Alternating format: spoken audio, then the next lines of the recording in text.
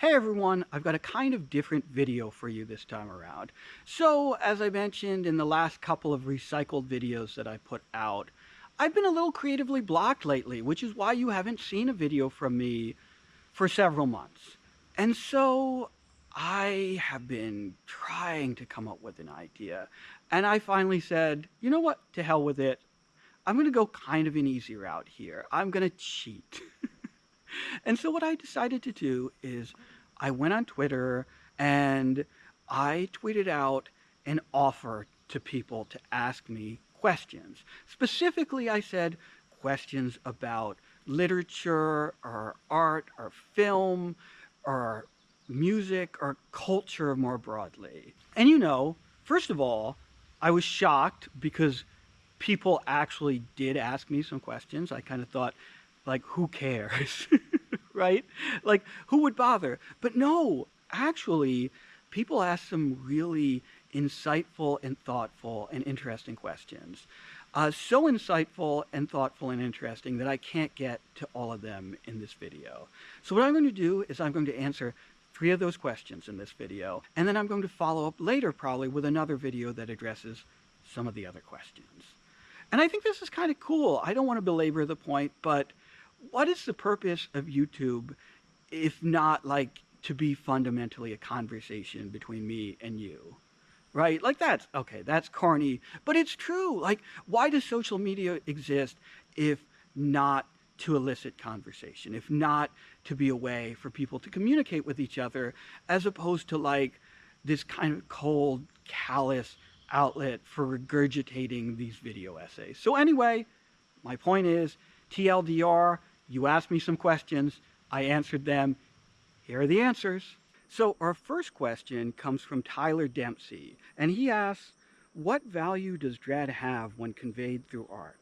What are some of the greatest works to accomplish this? So Tyler, this is a really, really interesting question, and it got me thinking about the nature of dread and what dread actually is when we experience it through a work of art.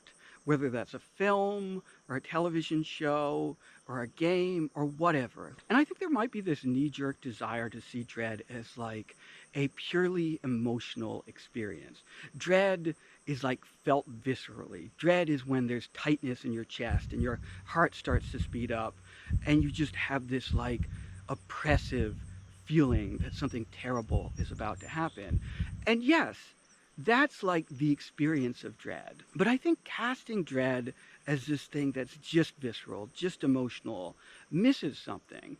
And that's that I think there's like a deep rational component to the way dread functions, especially in works of art.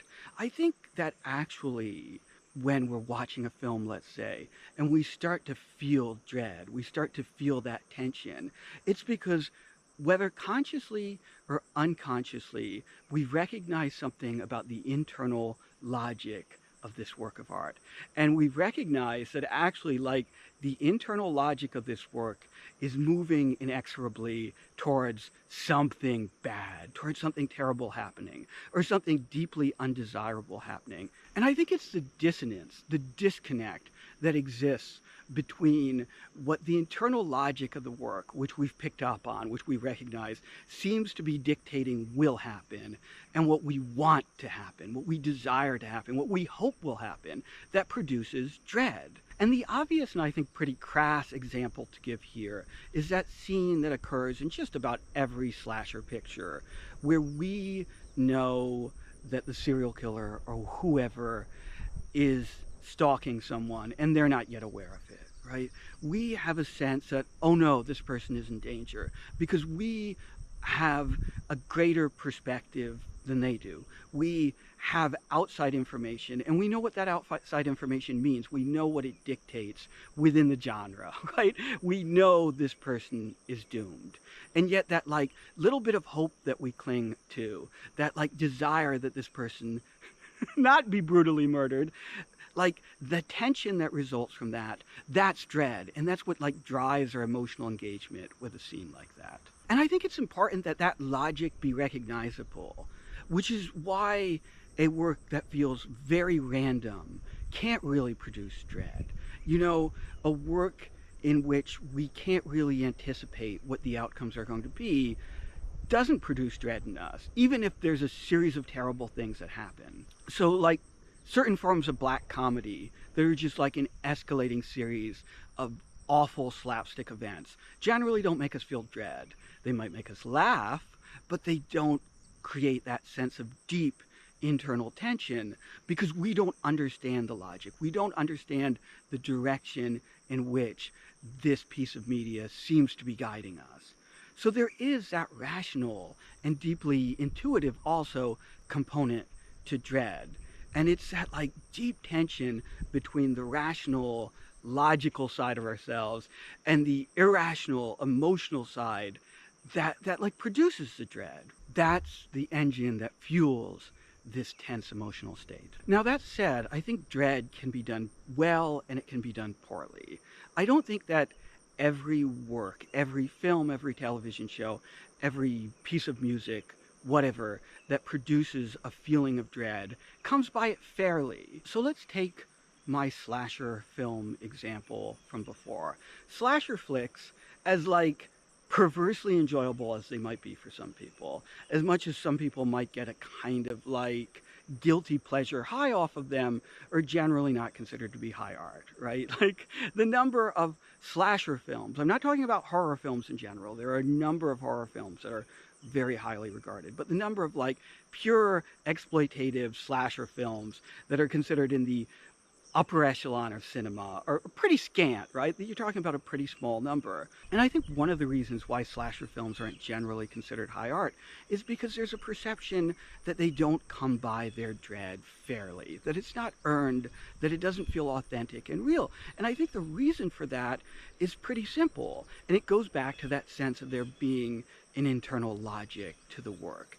And there certainly is, as I said, there's an internal logic to slasher films, but that internal logic is very much a function of the contrivances of the plot and the expectations of the genre.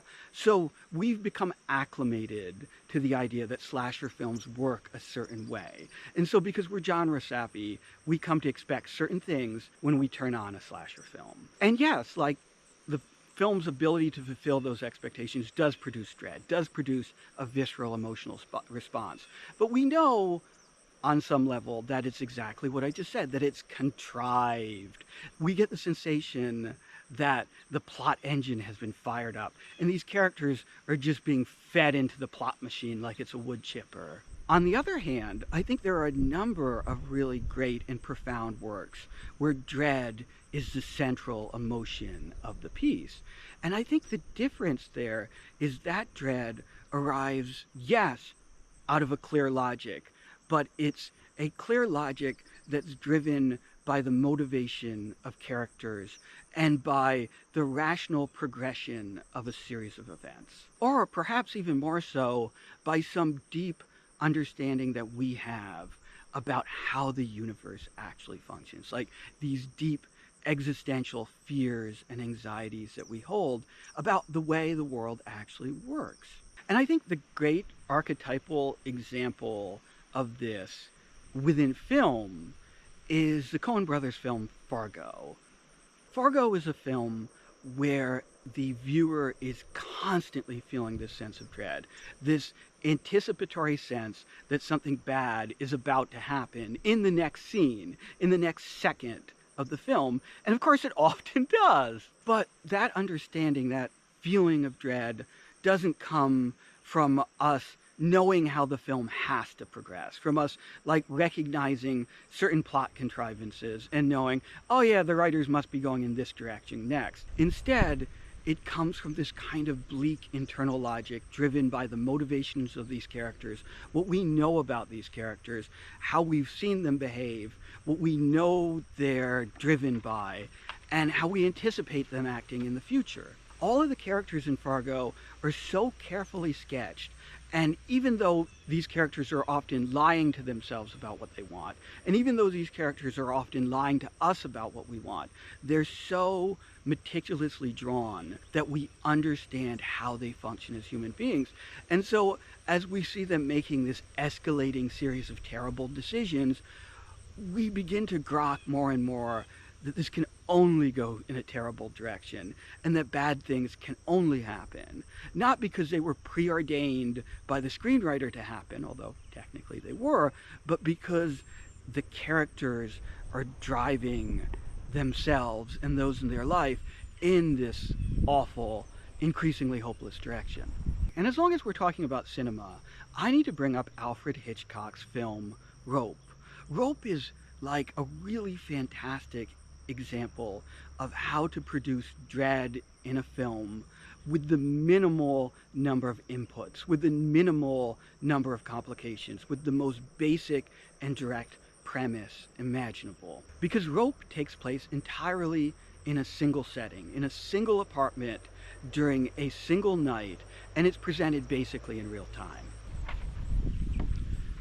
And Rope has exactly that sort of ruthless internal logic that I've been talking about. In the opening moments of Rope, we watch as a murder is committed, and then we see the murderers hide their victim's body basically in plain sight within this apartment where a party is about to be held in the coming minutes. And so the premise that runs throughout the entire film is this question of when the victim's body will be discovered, when or if the murderers will be unmasked and revealed.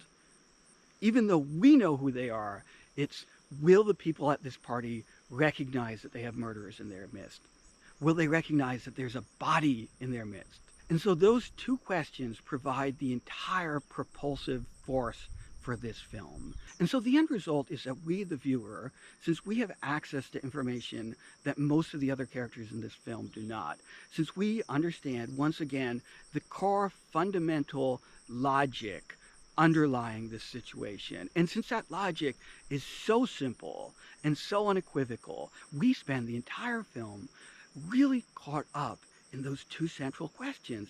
Every moment in this film is loaded with this sort of extra tension and this extra significance because we have access to these facts that the other characters do not.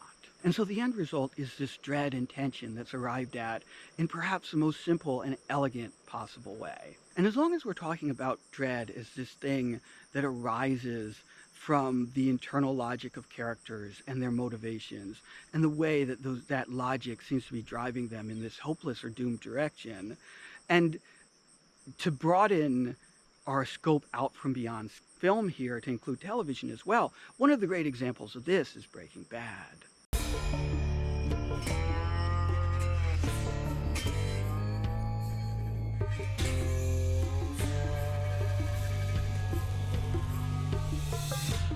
Breaking Bad is at its core a series about getting to know characters intimately, especially Walter White, but also the other characters in his orbit. Getting to know these human beings intimately, understanding their motivations, and then knowing in your heart and soul that these motivations are going to drive them to make really stupid fucking choices, disastrous choices, choices that are going to have this cascading terrible effect on their lives and the lives of those around them.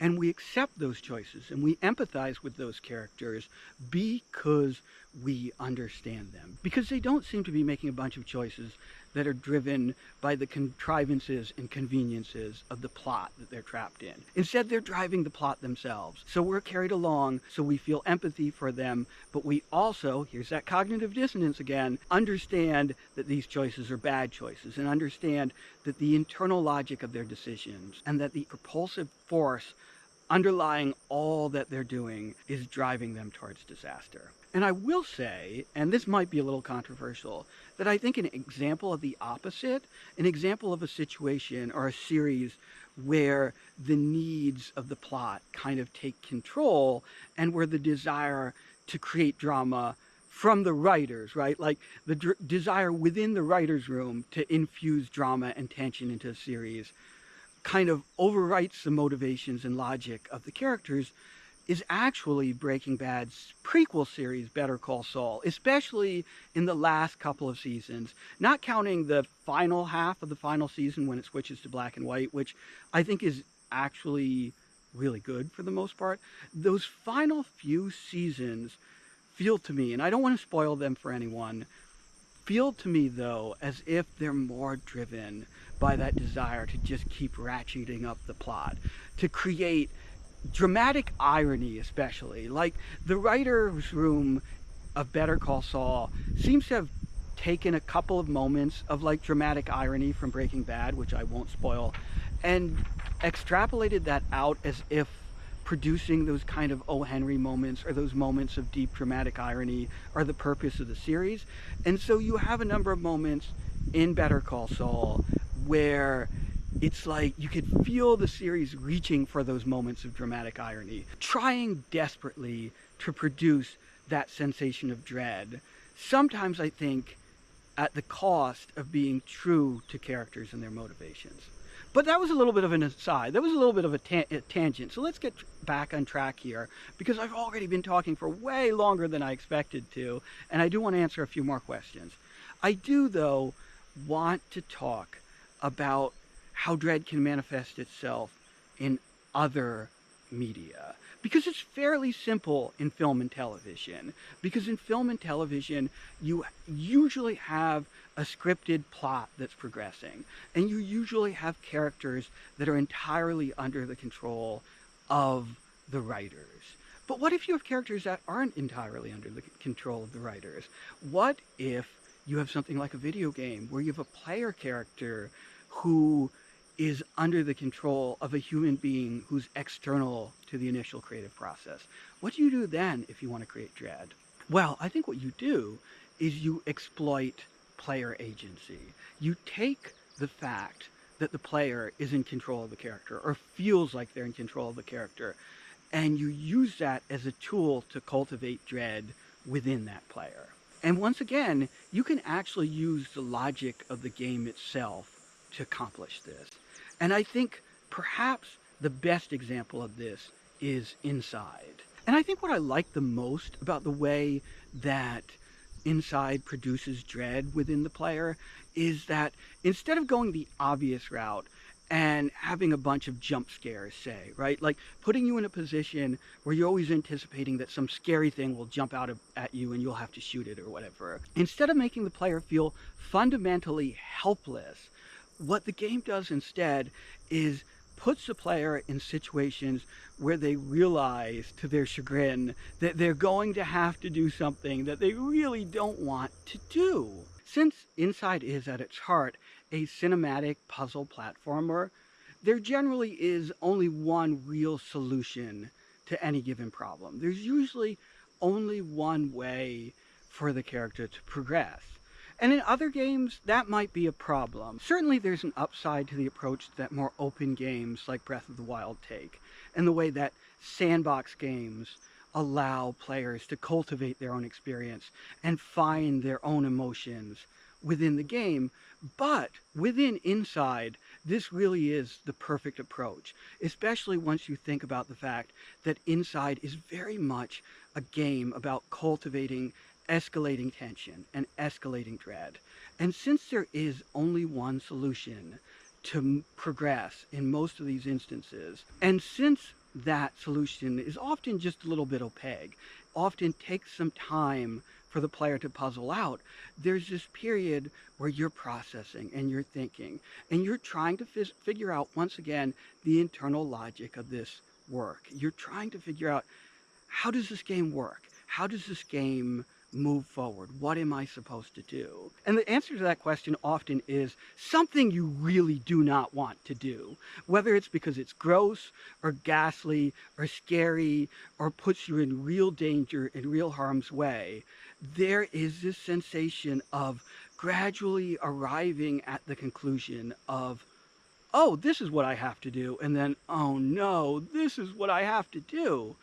And that sensation, that feeling of like you have agency, even if you don't technically have agency, right? That illusion of agency, that ability to come to these solutions on your own, within your own mind, creates that sensation of escalating dread, because it's grokking that sick internal logic that says you are going to have to do something that is going to be ugly, that's going to be painful, that's going to be frightening. And so the game uses the essential quality of the medium. Like, the defining characteristic of games is that they're controlled by a player. It uses that to its advantage when creating a sense of dread. Okay, but what if there's no plot at all? What if you have something like a piece of instrumental music or a piece of visual art, like a painting, where there's no real progression of plot, where there are no real characters in the conventional sense? Where does dread come from then? Well, if we're talking about instrumental music, I think a great example, and one of my favorite examples, is William Basinski's, I hope I got his name right, the Disintegration Loops. And the Disintegration Loops, you're listening to a piece of music that was recorded on basically fragile magnetic tape that's being played back over and over and over again on a loop as the tape itself decays. So you're listening to a re-recording of another recording, experiencing entropy, decaying and coming apart over time. You're listening to the literal disintegration of this piece of music. And even though this is an entirely instrumental piece, I dare you to listen to it without experiencing a sense of growing dread and anxiety. And I think that dread and anxiety comes from exactly what I've been talking about in a different sense. There is this undeniable logic to the disintegration of this work. There's an undeniable logic to entropy itself. And I think that logic of entropy, feeling, like viscerally feeling and hearing entropy wash over you, like experiencing entropy, which is this force that we're like fully aware of at all times, or that we should be, right? Entropy, the slow decay of life, is fundamental to the way that we experience life. Life exists constantly in the presence of death, and life lurches constantly towards death and towards decay. And so you are listening to this rather repetitive piece gradually decay. You're being presented with a very clear and understandable example of this force that we know surrounds us all the time. And you're being forced to feel it, right? Like really feel it in a way that you don't feel it all the time. And I think you can find a similar thing in some paintings and in some visual art. And I think that's especially true in pieces of art that are part of the memento mori movement. Memento mori basically means remember you are going to die. And an example of memento mori art might be something like a still life that includes a skull or a piece of rotting fruit, that includes some obvious, clear image of death and our decay. And the entire purpose of this movement within art is to make the viewer recognize their own mortality, recognize the fact that they're going to die, and thus reflect on their lives. And this finally brings us to the answer to Tyler's question, which is, what is my favorite piece of art that produces dread? What piece of art do I think is most profoundly effective in the way that it produces dread in the viewer? And that's The Seventh Seal by Ingmar Bergman. And The Seventh Seal, if you haven't seen it, I'm not going to spoil it, and I'm certainly not going to talk about it at length because I've been talking for so long already, but The Seventh Seal is fundamentally a film about the anticipation of death. And it's fundamentally a memento mori film, a film that's about the viewer coming to the realization and the understanding of their own mortality. And of course, the most iconic image or scene from this film is of the knight playing chess with death. And that's actually only a very small part of what's a very complex and very smart and very existential film. But I do think that iconic scene resonates because it's once again a depiction of that perfect internal logic. The idea that dread is on some level the rational recognition of underlying logical processes that you can't escape. Because on the one hand, what's the better example of that than death itself? Death is this fundamentally logical, inevitable, and inescapable force. Meanwhile, games like chess follow a very direct, very explicit internal logic, and every player of the game if they don't cheat, is intrinsically conforming to that logic, or putting themselves at the mercy of the logic of that game. So once again, you have this idea of underlying logic, of there being these underlying rules that are guiding us hopelessly towards a certain conclusion. And the film is also really profound and really beautiful, and you should watch it. But wait a second, because Tyler also asked, what makes dread valuable in art? Why do we want to experience dread? Why do we allow ourselves to experience dread? It's certainly generally a pretty undesirable emotion. We don't go out of our way to experience dread and anxiety in our day-to-day lives. Most of us don't if we're not deeply pathological. So why do we want it in our art? Well, I think this comes back to the memento mori thing, because what's the purpose of memento mori? What's the purpose of recognizing the fact that you're inevitably going to die? Well, it's to drive you to live your life more clearly and profoundly and effectively and meaningfully. And I think dread has a similar effect on the way that we experience art, because when we feel tension, when we feel dread, when we feel anxiety, we are more completely drawn into the world of the film, or the painting, or the piece of music, or whatever. Dread is a way of capturing and holding our attention, and of forcing us to look at a thing directly instead of being consumed by other distractions. When we're experiencing anxiety, when we're experiencing dread, really visceral, physical responses occur within our body. Fight or flight kicks in, right? And when we're in that like heightened state, our attention narrows. Our focus is more completely attached to whatever we're watching, whatever we're looking at, whatever the thing is that triggered that sense of anxiety or that sense of fear. And so, if we're experiencing a work of art and that work of art makes us feel dread, it's got us. It's got us. We now are not going to look away from it. And while it has our attention in this vice grip, it can also communicate to us whatever else it's trying to communicate, because we are not going to be drifting away. We are not going to be losing focus. We're not going to be looking at our phones.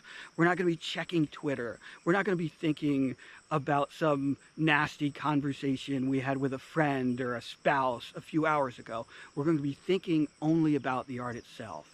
And so we can experience it more completely. We can be in the moment with that work of art in a more full and complete way. And so we can get something more profound from it. So we can have a real profound experience with it. So that's it. So that's it for that question. My God, I went on forever. All right. Okay. Phew. That first question took forever. I'm sorry about that. It's time for the second one. I'm going to try to go a little bit faster here. Hopefully a lot faster. So, the second question. AJ Stanton asks, which painting or sculpture or other physical piece of artwork has had the biggest influence on you, both in terms of philosophical sensibility and aesthetic style? Yeah, AJ, that is a great question. That's a really good question. And you know, I have this desire to cheat. I have this desire to lie just a little bit. Because what I want to say is I want to say one of Mark Rothko's black paintings. Because, as I've said in previous videos, Rothko is far and away my favorite artist. I love abstract expressionism, and I really love his work. I think that Rothko's paintings, and especially his late period paintings, like the black paintings, have an uncanny ability and an unmatched ability to capture raw emotion without any of the physical forms that we normally attach it to. I think when you look at a Rothko, emotion is just kind of conveyed to you. It's remarkable to me how what are basically rectangles of layered paint, of layered color on canvas, albeit very large rectangles, it's remarkable to me how effectively they convey emotion and how much profound emotion they can convey without using any of the, well, let's not say tricks, but without using conventional forms of representation, without throwing something up there on the canvas that we would have emotional associations with. without showing two lovers kissing, or my example from before, without showing a skull. You know, the ability for the black paintings in particular to communicate something about despair and death and sadness without containing any of the normal forms that we associate with despair and death and sadness. You don't see a man crying or contemplating some act of self-harm. I have to be careful about what I say because of YouTube's, without showing someone grieving, without showing a dead body, without showing a skeleton, without showing any of these things that we have become attuned to associating with these deep, dark, negative experiences and these deep primal fears. We can still look at one of the black paintings and experience despair, experience sadness, be reminded of our own mortality. But if I said that one of Mark Rothko's black paintings, something like Untitled Black on Gray, for example, if I said that was the work of art that had the greatest, most profound impact on me, I would be lying. And I would especially be lying if I said that was the work of art that triggered the most profound shift in my philosophy on art, in my aesthetic sensibilities, as you say. Because if I'm being completely honest, the piece of art that actually had that effect on me is, in fact, a sculpture, as you mentioned, AJ. It's Willem D. Kooning's sculpture, Clamdigger. So why Clamdigger? Well, there's a real personal story attached to that. And of course there is, because it's always going to be like some personal experience that dramatically changes how you feel about art.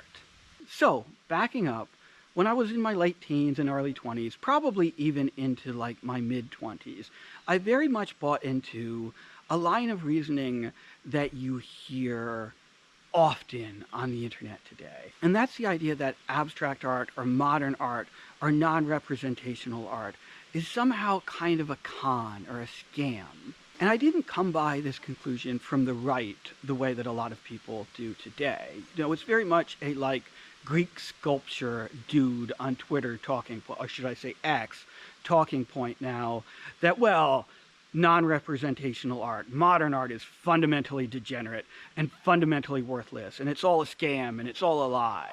No, I actually arrived at that opinion from the opposite direction, from the left. You know, I had read works like Kurt Vonnegut's novel Bluebeard. And Bluebeard, if you haven't read it, I don't want to spoil it because even though I ultimately now disagree with Vonnegut, it's a really good novel. But one of the central ideas of the novel is this idea that abstract art is fundamentally this kind of scam perpetuated by upper-class artists, by aristocratic artists on the working class, that it's fundamentally detached from working-class sensibilities, and thus, it must be detached from progressive sensibilities, from leftist sensibilities. And you also, you see this idea perpetuated throughout left-wing circles, I think.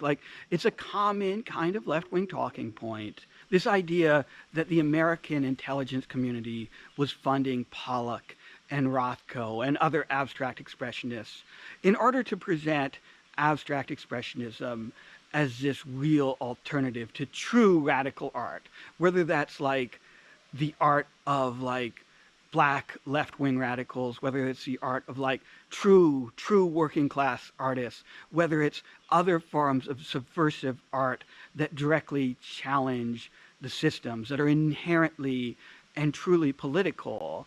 The idea is that the CIA and the government propped up anti-revolutionary art in order to cut down revolutionary art, and that basically Rothko and Pollock and all of these other abstract expressionists were fundamentally pawns in that game. Now, first of all, this is setting aside the fact that Rothko was actually very much a committed leftist, that Rothko had real left-wing socialist sensibilities.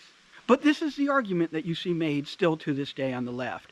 And from a political perspective, it's not a crazy argument. It's not an invalid argument. And at that point in my life, I was very much politically committed to leftist ideas, which isn't to say that I've now become some kind of arch conservative or traditionalist. I mean, I wouldn't be defending abstract expressionism right now if I were, but at that moment in my life, like socialist, and I don't mean that as a derogatory term, right? Like, just speaking neutrally, ideas about socialism and ideas about leftism were fundamental parts of my worldview in a way that they just are not anymore. And so that's where I was at in my perspective on art. And then I was on vacation with my family. We had gone down to visit my sister in Washington, D.C., and we were going into D.C. proper. It was a really hot, sweaty 4th of July. Like, today is a hot, sweaty day, if you can see that I'm kind of dying here as I record. But it was this hot, blistering 4th of July, and we'd gone into D.C. to see the fireworks, and there was a lot of time that we had to kill. And I remember I was just wandering around the National Mall in kind of the general vicinity of the various Smithsonian museums and institutions. And I'm just aimlessly, like, wandering, half lost in my own thoughts. And then suddenly, like, I see Clamdigger by Willem de Kooning. I see this sculpture, and it's in the sculpture garden just outside of the Hirshhorn Museum in Washington, D.C. And the Hirshhorn Museum, if you've never been to D.C., if you've never been to the Smithsonian, is basically the modern art museum there on the National Mall. But I had just stumbled on this sculpture, and I had this immediate, profound, visceral, emotional response, and I don't know what it was.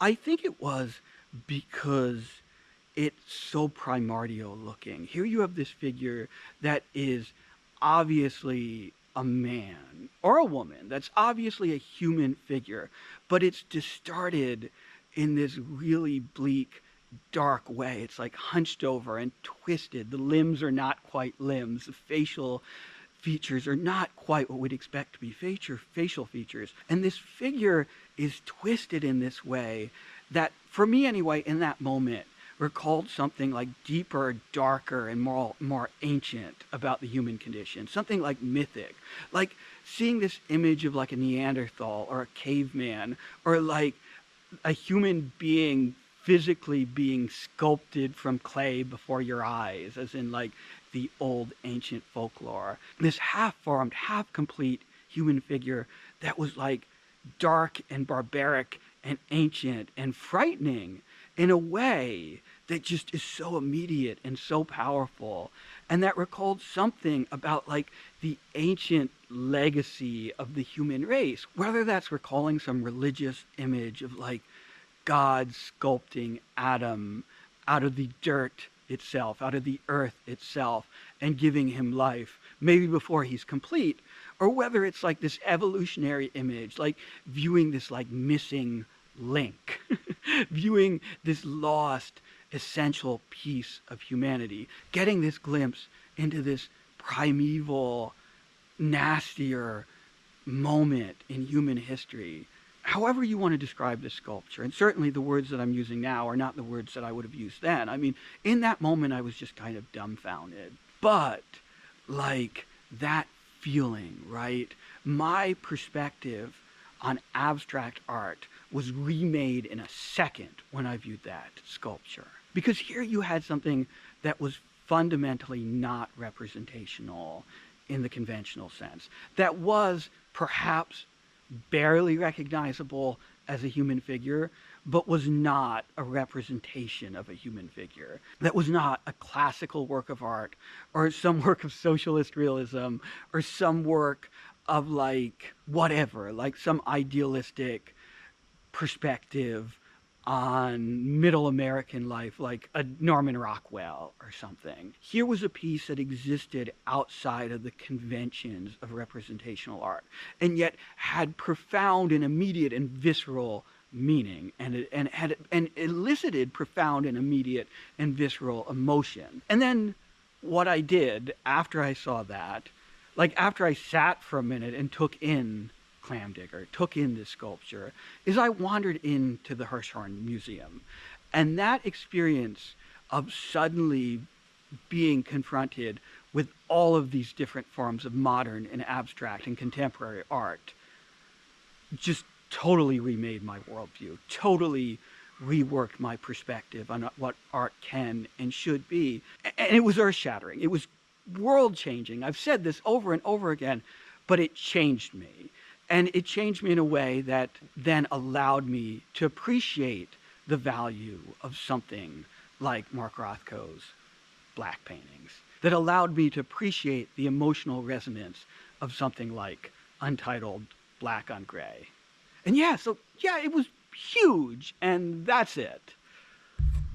Okay, last question for this video, and this will be a fun one and hopefully a pretty short one. So, Gigi Roland asks, best fruit juice? Gigi, this isn't really a question about art or literature or film or television or culture, and I respect that. I did, I think, in my tweet say, or whatever, so I guess this is a whatever question. Best fruit juice. Well, you know, I've got a pretty pedestrian answer here, a pretty boring answer, and that's orange juice. But here's the thing about orange juice. Orange juice is as popular as it is for a reason. Orange juice is perfectly positioned on the sweetness to bitterness spectrum as far as fruit juices are concerned. And that's like the most fundamental aspect of a fruit juice, is getting that perfect balance between sweetness and bitterness. I don't like grapefruit juice. I don't like cranberry juice. They are, in my opinion, and I know this is a rather unpopular opinion, just too freaking bitter. They're unpleasant to drink. On the other hand, sure, I like apple juice. Apple juice is good, but apple juice is just pure, undiluted sweetness. If you want to just basically drink a cup of sugar water and feel like it's healthy, then you have a glass of apple juice. That's great. But orange juice is like just perfectly sweet and perfectly bitter. It's not so bitter that it's unpleasant. It's not so sweet that the sweetness overwhelms everything. It has texture too. Like, you have to get orange juice with at least some pulp. The pulp adds texture to the juice. It has texture. It has the perfect balance in terms of its flavor. It has a kind of complexity to it. For a juice that's very commonplace that everyone drinks, it's surprisingly nuanced and complex. And I know I sound pretentious. I know I'm overselling this. But you know what? It's true. Like, there's something perfectly balanced and perfectly nuanced and perfectly calibrated about the taste of orange juice. And just to be a little more pretentious, I have to say, if you can, if it's possible, like, drink fresh squeezed orange juice. I know that sounds like some yuppie bullshit, but it's not. Like, the Tropicana orange juice that you buy in the store, the process by which they preserve that for transportation so that it lasts, so that it's shelf stable, takes the flavor out of the juice. Like, they take all of the air out of the juice in order to make it shelf stable. And I don't know, I'm not a scientist. Maybe I'm describing this incorrectly. But during that process, they also remove the flavor from the juice. And so that flavor is reintroduced and reproduced through, like, adding perfume, basically. They perfume the juice. They add quote-unquote natural and artificial flavors to mimic the taste of orange juice. So you're actually tasting artificially flavored orange juice. And it's fine. I mean, I will drink a glass of supermarket orange juice any day. Don't get me wrong. I'm not that much of a snob. I'm not that much of a yuppie, right? But the actual taste of fresh squeezed orange juice is untouchable, is on a different level. Now, I will grant that, like, in terms of return on investment, the labor that goes into producing fresh orange juice, especially if you don't have a juicer, and I don't have a juicer, is actually really bad. That's a really bad ratio of, like, labor to return on investment, to, like, individually juice like half a dozen freaking oranges to get one glass of juice is insane. It's not something that any human being without a lot of time on their hands should do. But still, if you can do it, or if you do have a juicer, man, it's otherworldly. Man, it's a great flavor. And yeah, I think unequivocally the best juice out there. So that's it. That's the answer to that question. Okay, so that's it. That's the video. Thank you so much to everyone who sent me questions. I really appreciate it. The tweet is actually still there. It's still up. Maybe I'll link to it in the description of this video. So if you do want to ask me a question, you may still have the opportunity to do that. And yes, there's definitely going to be another one of these videos. Fingers crossed, there will be another one of these videos. I think the next one will deal with questions related to publishing and to writing. I got a few questions that dealt specifically with the kind of small press publishing world and with the writing process. And those topics are a little different than what I usually cover on this channel, but there's certainly things that I'm deeply interested in and deeply invested in, and that intersect with other parts of my life, which maybe I'll get into in the next video. So until then, that's it. Please, I gotta ask you, I gotta say it, please like, please subscribe, please leave comments on this video. In fact, you can ask questions if you have them down in the comments of this video as well. All right, that's it. Thank you so much. I love you all. Bye-bye. Oh, goodness. Oh, gosh. Oh, to hell with it. Let's do this. I feel like the lighting is so severe. I feel like I'm really sweating, too. The decision to film outside seemed like a good one. It seemed like, oh, I'm going to have some nice natural light. We'll get something that's more dynamic. We can have a better backdrop. But it is killing me. I think I'm going to have sunburn after this. Such a bad idea. So this is a question about dread. And I'm still holding my phone in my hand. Is that weird? I don't know if that's weird. And after all, like, the intelligence community was secretly... Wow, that rooster just made some kind of terrible noise.